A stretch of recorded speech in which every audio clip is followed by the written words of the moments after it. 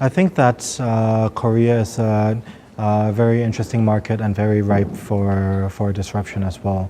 I think that overall we've seen increasing development in talented blockchain companies in Korea. I think that it is one of the largest money remittance corridors, which is right now already actively using blockchain. And I think that there are many areas in the financial system and in many other applications. For example, in the supply chain, with companies like Samsung being one of the largest electronic companies in the world, has a lot of potential to use blockchain across the many businesses as well.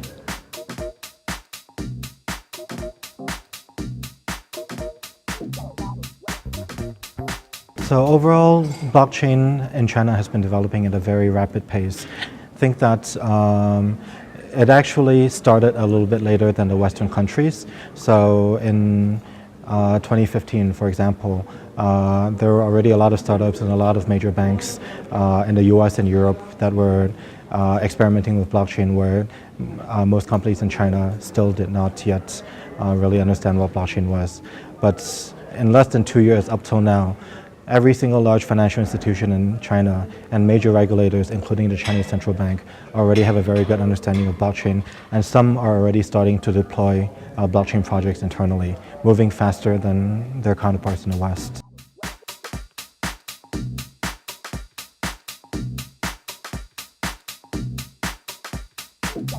So China has traditionally actually been one of the leaders in blockchain startups because of such a heavy concentration of Bitcoin in China. So including the largest Bitcoin exchanges, the largest Bitcoin miners have all been in China traditionally.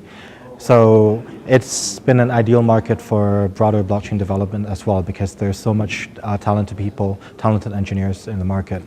And so a lot of them are starting to develop new applications for the blockchain that are specific to pains in the Chinese market. For example, using the blockchain to track the authenticity of luxury goods. China is the world's largest luxury goods market, so making sure that a particular luxury handbag that you buy is real, for example. Or there are there's startups that are ensuring food safety, because food safety is such a big problem in China. There are companies that are tracking logistics, as China has become one of the largest express courier services market in the world as well. So because of the unique characteristics of the Chinese market, there are actually some startups in China that are doing things that startups in other markets are not yet doing.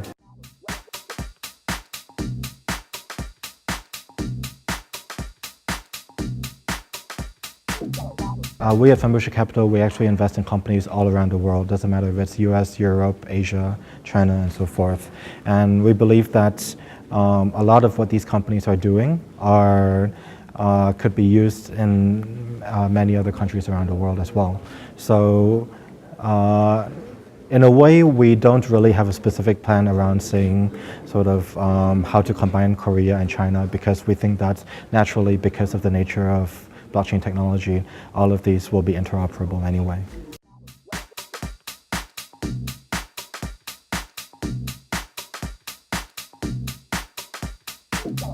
So I think the most important advice right now is to really try to understand what the blockchain is and try to build applications that leverage the strength of the blockchain. So there are some companies around the world that think blockchain is the next cool thing. I'm going to start putting this on the blockchain, start putting that on the blockchain, where it doesn't really need the blockchain. What the blockchain solves, as I mentioned in my presentation, is an issue of trust. Multiple parties trying to collaborate with each other that don't necessarily trust each other. So my advice to either large corporations or to startups is to really understand the core value of blockchain, really try to answer why you're using blockchain, and if there really is not anything else, any other technology that can replace blockchain for your particular use case.